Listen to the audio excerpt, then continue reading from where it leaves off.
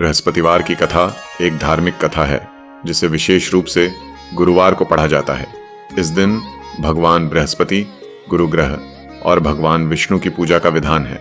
ऐसा माना जाता है कि बृहस्पति देवता की कृपा से परिवार में सुख, समृद्धि, धन और ज्ञान की प्राप्ति होती है।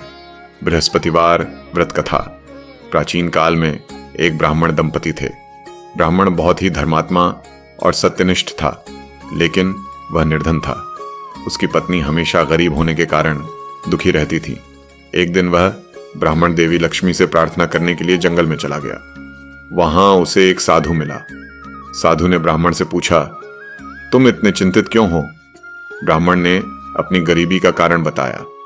साधु ने कहा, तुम हर गुरुवार को व्रत रखो और भगवान बृहस्पति की पूजा करो। साधु ने उसे यह भी बताया कि व्रत में पीले वस्त्र पहनना, पीले फूल चढ़ाना और पीले भोजन का भोग लगाना चाहिए। ब्राह्मण ने साधु के कहे अनुसार व्रत रखना शुरू कर दिया। कुछ समय बाद उसकी गरीबी समाप्त हो गई और उसके जीवन में सुख शांति आ गई। उसकी पत्नी भी अब खुश रहने लगी। इस तरह गुरुवार व्रत और बृहस्पति देव की कृपा से ब्राह्मण का जीवन सफल और समृद्ध हो गया। व्रत की विधि 1. प्रातःकाल स्नान कर स्वच्छ पीले वस्त्र धारण करें। 2.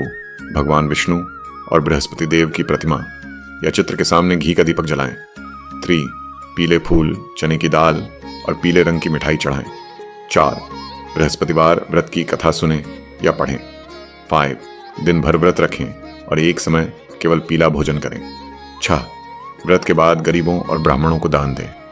इस प्रकार बृहस्पतिवार व्रत और कथा का पालन करने से भगवान बृहस्पति की कृपा प्राप्त होती है और सभी प्रकार की समस्याओं का निवारण होता है।